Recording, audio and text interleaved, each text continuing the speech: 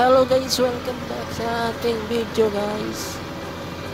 Nataron sa top of the mountain diri sa may Tibalog, Kapalong, Davao del Norte guys.